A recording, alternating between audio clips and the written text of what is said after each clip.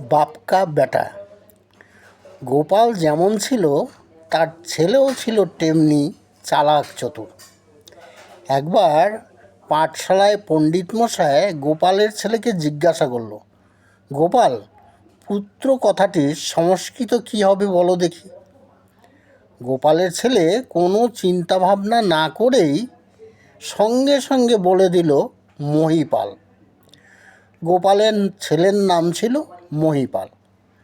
গোপাল এর শব্দরূপ তার জানা নেই বলে গোপালস্য পুত্র না বলে নিজের নামটাই বলে দিল। পণ্ডিত মশাই উত্তর শুনে অবাক হয়ে মনে মনে ভাবলেন, গোপালের উপযুক্ত পুত্রই জন্মেছে। গোপালের অবর্তমানে এই ছেলে নারুগোপাল হয়ে রাজসভায় জাঁকিয়ে বসবে।